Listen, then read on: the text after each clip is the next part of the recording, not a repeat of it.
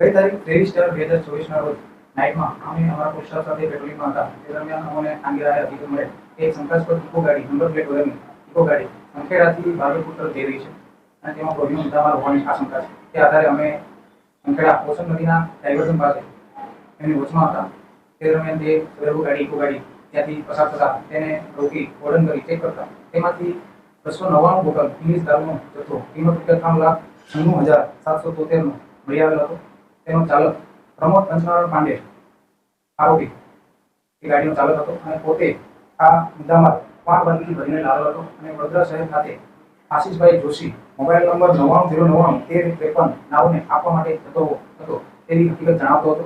તે આધારે અમે પંચોની રૂબરૂ કાયદેસર કાર્યવાહી કરી તમામ પ્રવૃત્તિનો મુદ્દામાલ અને ઇકો ગાડી જપ્ત કરવામાં આવી તેમજ આરોપીને તે વખતે પ્રમોદ પંચનારાયણ પાંડેને અટક કરવામાં આવેલો હતો. ત્યારબાદ આગળની તપાસ પોસ્ટ ઓફિસ પીડી બારિયા સાહેબ નાઓએ સોંપવામાં આવેલ હતી. તપાસ દરમિયાન આરોપીઓના કોલ ડિટેલ્સના આધારે અમે સદરભુ 2 નંબર આરોપી આશીષભાઈ જોશીની પૂછપરછ કરવામાં આવેલી હતી. આશીષભાઈ જોશીનાઓએ બી તેમના પૂછપરછ દરમિયાન જણાવ્યું કે પોતે જે આ 99 પ્રેરિત 53 મોબાઈલ નંબર છે પોતે જ વાપરે છે અને તેમના પ્રથમ પ્રમોદ પંચનારાયણ પાંડે સાથે કોન્ટેક્ટ કોલ થયેલ હતા તે જણાવેલ હતું.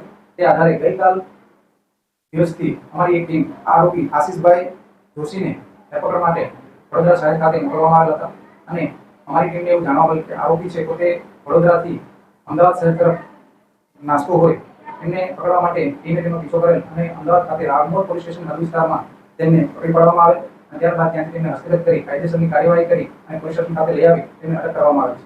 હાલ આરોપીની વધુ તપાસ ચાલુ છે. અધિકારી દ્વારા આજરોજ 3 દિવસના રિમાન્ડ માંગવામાં આવેલા હતા.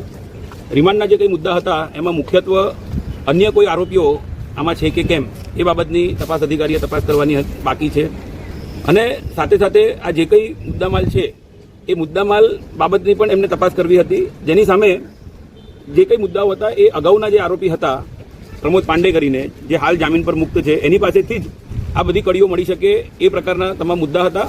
પરંતુ આરોપી પક્ષે હવે નામદાર કોર્ટનું ધ્યાન દોર્યું કે અમે જ ઉલટું સામેથી નાર્કો ટેસ્ટની માંગણી જ કરેલી છે અને ખરેખર જો પોલીસ સાચી તપાસ કરવા માંગતી હોય તો નાર્કો ટેસ્ટ કરાવી લે આશીષ જોશીનો અને આશીષ જોશીના નાર્કો ટેસ્ટના રિપોર્ટમાં જે કંઈ આવે એ તપાસના કાગળોમાં સામેલ રાખી લે અને એના નાર્કો કરાયા પછી જે આ કેસની અંદર અન્ય વ્યક્તિઓ છે કે જેમાં પંચ કહી દો, ફરિયાદી કહી દો અને બીજા આરોપી કહી દો એ લોકોના પણ જો આ નાર્કો ટેસ્ટ કરાવવામાં આવે તો તમામ સાચી હકીકતો સામે આવી શકે તેમ છે.